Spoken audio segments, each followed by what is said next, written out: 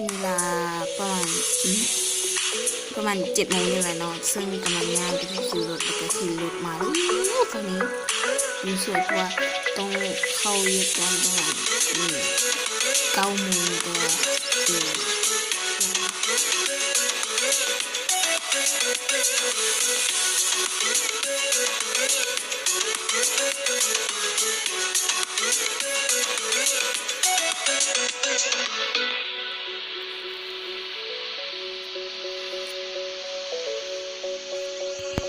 หลังจากที่ลงรถตู้มาแล้วก็ต้อง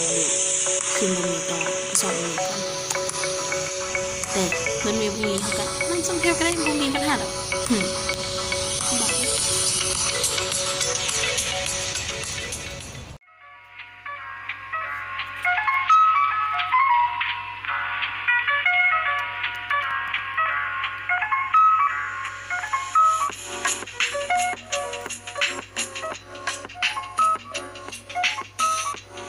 เละตัวนี้ก็มาทำงานแล้วแหละแต่ก็ยังบ่ยังเฮ็ดกันเลยยังรออยู่ในห้างดำรงกับ2 คนนี้แหละ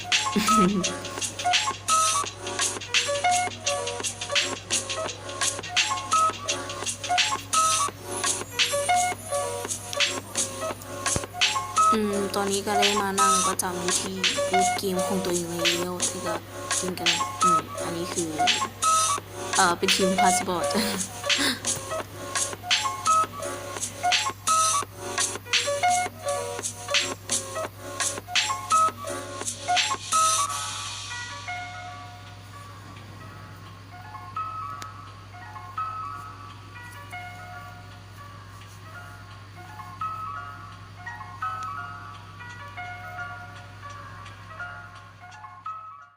หลังจากที่เลิกกะตอนเช้าแล้วเพิ่นก็จะมีคูปองอาหารให้แล้วเขาก็จะไปนั่งทานกินอาหารฟรี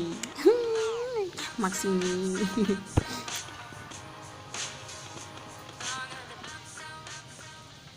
หลังจากกินข้าวมาแล้วก็จะกลับมาที่กะต้นสวยของเราเฮ็ดเวียกต่อจ้า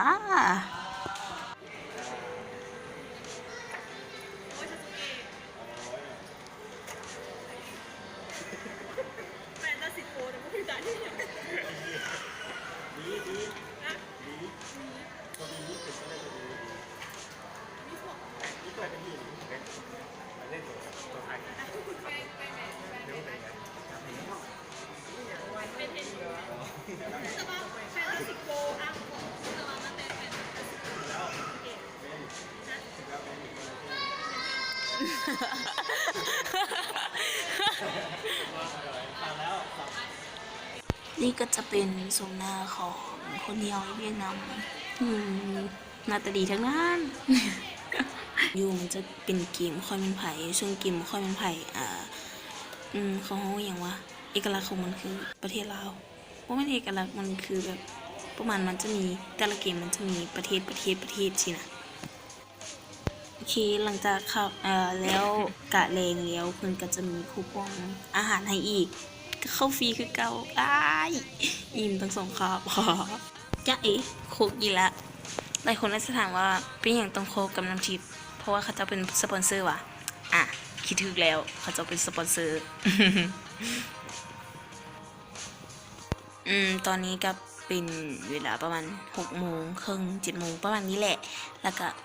กำลังย่างกลับเพราะว่าเลิกเวกแล้วซึ่งก็ค่ำๆแล้วก็ระแวงตัวเองอยู่มันมืดแทบ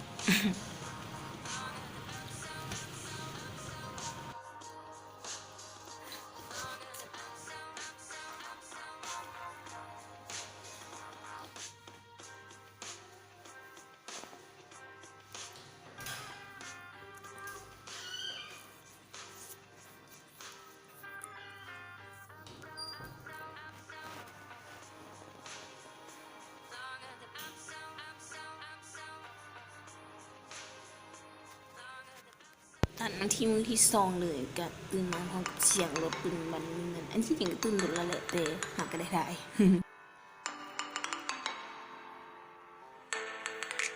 ตอนนี้ก็กำลังจะอาบน้ำ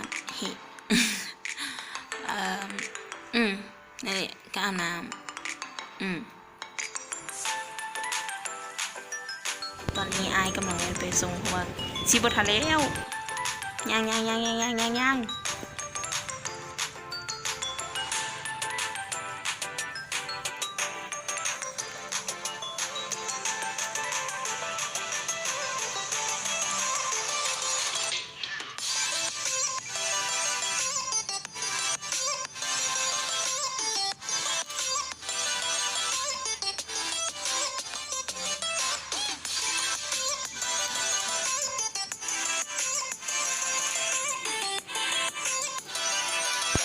ตอนนี้คำผู้ที่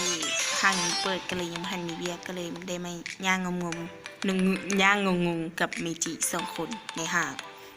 ตอนมันปิด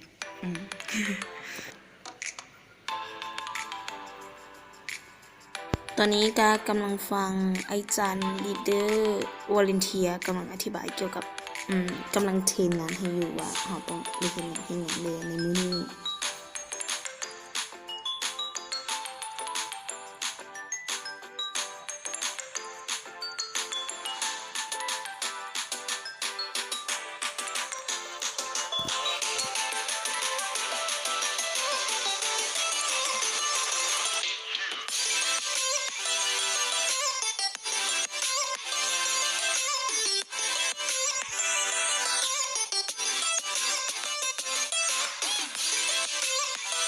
ตอนนี้ก็เป็นช่วงที่แบบ กำลังถ้าเซนซิลเข้าเรียกอีกคือต้องเรียนก่อนที่จะไปเรียก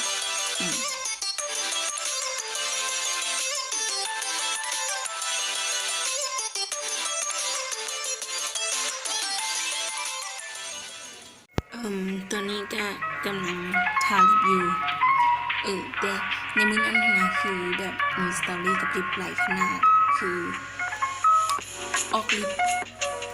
ปผิดแบบผิดชั้นใช่ไหมตัวเองจะไปชั้น3แต่ว่ามันลงไปชั้นใต้ดินก็ออกมาแบบย่างงามๆเลยถึกชั้นละทั้งที่มันก็คือแบบผิดอยู่2 เทื่อตอนนั้น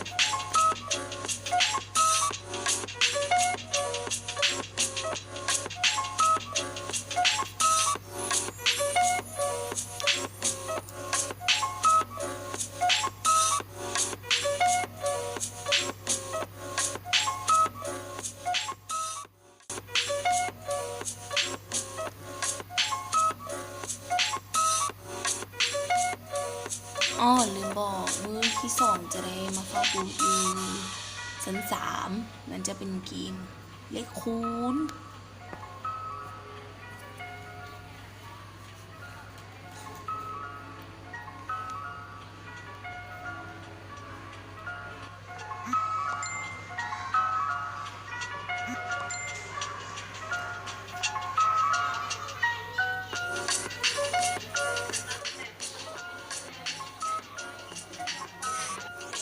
โอเคตอนนี้ก็เลิกกะแล้วเราก็จะมาละลายซับไปกับปืนนิยาย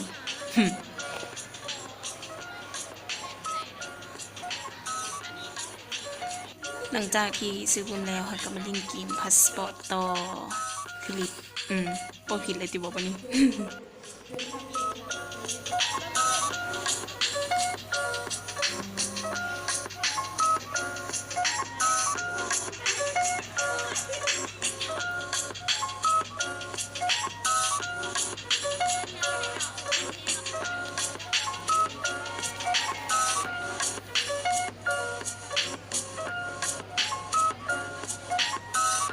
โอเค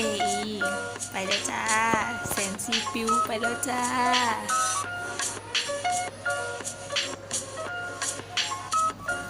ตอนนี้ก็กำลังขึ้นรถเมล์จะไปลงที่คิวเซไตแล้วก็ต่อรถตู้หัวห้อง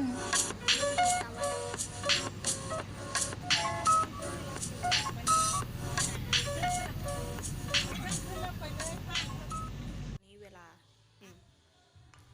า6:30ข้าพเจ้าก็หากระหอนเฮือนซึ่ง